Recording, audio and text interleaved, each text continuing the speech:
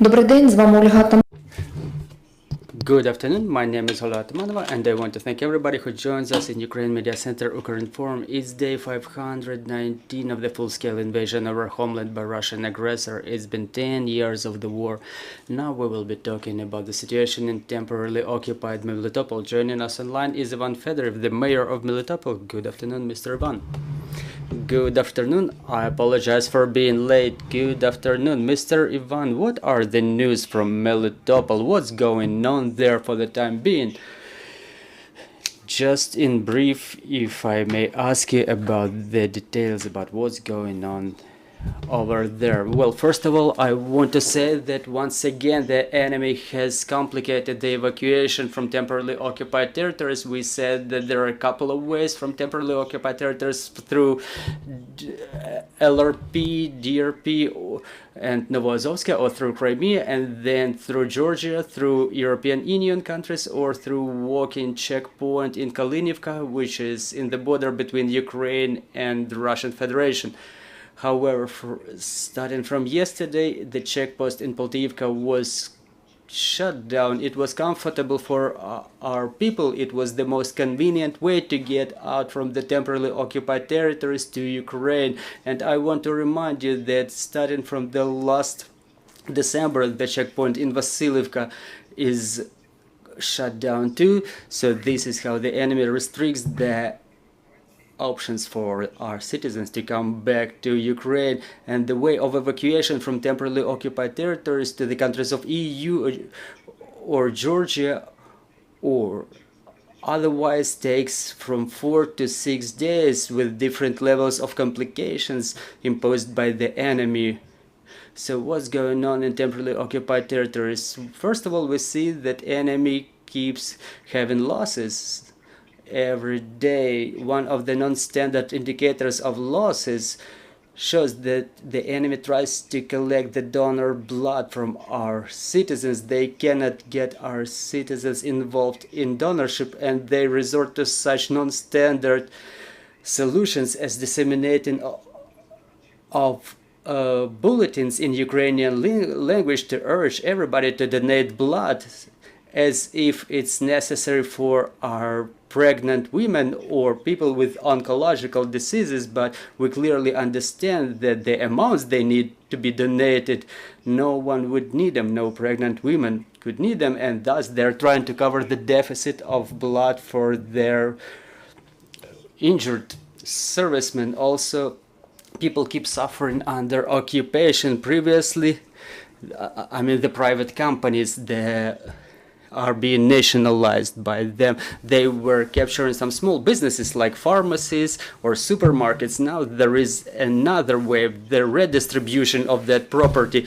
Previously, some unclear persons were coming who were protected by different law enforcement agencies of Russia, such as FSB, and they were capturing our enterprises. They were represented mostly by DPR, LPR. Now they come from different regions of Russia and they take away the businesses from our people. We see the placards being changed on pharmacies, on the stores, and an pressing topic remains the harvest. The harvest left on the temporarily occupied territories. Only one monopolist company is entitled to buy it in temporarily occupied territories. I'll give you the price of the harvest in hryvnia. They obviously buy it in rubles, but the wheat in hryvnia equivalent costs 3,000 hryvnia per ton. We understand it's below the intrinsic value. However, there is no alternative way to turn in your harvest. Mr. Van, we understand the situation around Melitopol remains quite tense. Do you see that the enemy keeps moving their troops, relocating them, and the special attention what's going to our children, what's going on with them, our children being sent for recreation, as they call it? Well, first of all, is there any evacuation of people? No, we don't observe any such evacuation. Before the failed evacuation that they announced before the 5th of May, they didn't undertake more attempts of evacuation. The only thing that we see on the example of the latest events having unfolded in Crimea, specifically the detonation of one of the ammunition silos that we were able to see recently. After that, evacuation of those people from temporarily occupied Crimea was going on from Crimea to temporarily occupied Henishsk. Talking about children, thank you for that question. I would segregate it in two parts. Their enemy fake ministry reported that within the full-scale occupation of our city, they adopted 230 children, which means they stole 230 children from us. They gave it away to some unknown conditions, to unknown families, and it would be very complicated for us to return them after the war. Talking about the camps, those are not recreation camps, they are the propaganda camps where our children are being brainwashed, and there are confirmations of that, because one of those camps that they organized in some remote regions of Russian Federation, the governor of the territory put it just like that: we accept children for recreation and we will teach them the right history, we will teach them how to love their homeland and what the special military operation is. So this is another confirmation that it's the brainwashing thing for our children. And the most complicated is that within the last 4 months they've taken thousands of children to such camps. Mr. Van, another question about the resistance movement. Periodically we see the results of their work in temporarily occupied territories. Are there any news from that area? And another question is, we see that specifically in Melitopol very frequently so-called collaborationists, traitors who switch sides, who actively cooperated with the enemy, they get detonated, something keeps happening to them. Do you see, what's your evaluation? Hasn't their desire to help the occupational authorities decreased, and don't you see Russians taking those positions now? Well, I see that the level of collaboration is very low in temporarily occupied territory of Zaporizhia region, and those traitors who accepted to cooperate with the enemy are being thrown out of the enemy system, because nobody really needs the traitors. Within the last couple of months we see that the proxy governor of Kirillivka, Priazovsky, were removed from their offices.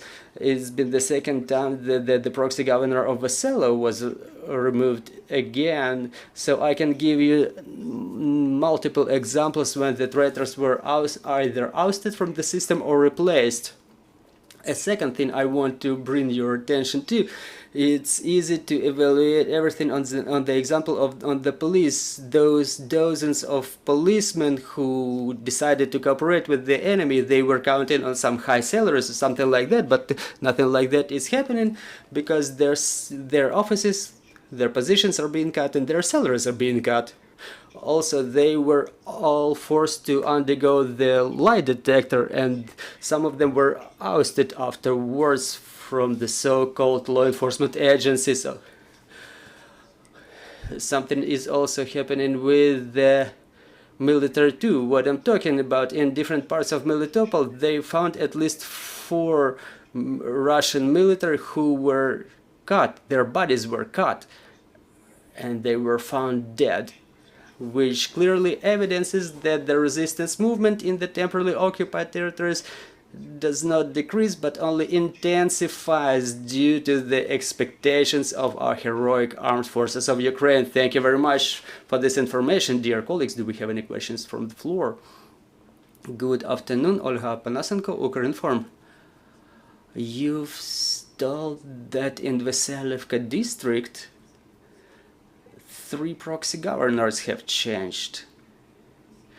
So those who are being fired by Russians, are they being punished, or do they remain there? And do we have any opportunity to bring those people to liability upon the occupation? Thank you.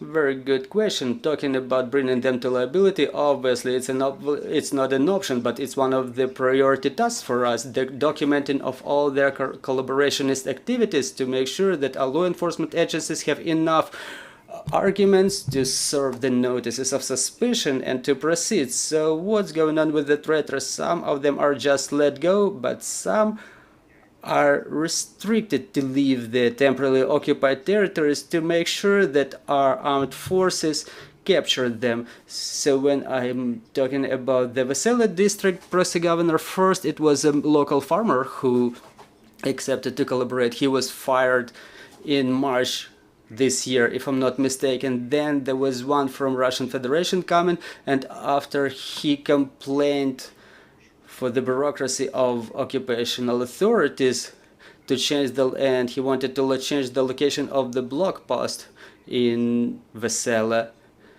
He had to run around carrying papers for someone else, and then he was fired, and another one from Russia was coming to be appointed to that position. So what I'm talking about, the traitors are of no use to anybody. The new ones are appointed, but those new ones come from Russian Federation. Thank you very much for this broadcast. Thank you for finding time. I'm reminding dear colleagues, joining us was Ivan Fedorov, the mayor of Melitopol, and in a couple of minutes we will start our next broadcast. Joining us online will be Grigory Plechkov, head of the State Inspectorate for Nuclear Regulation in 2021, and we will be talking about the situation in the Zaporizhzhia nuclear power plant and nuclear safety. So bear with us. Let's work together for our victory, and glory to Ukraine.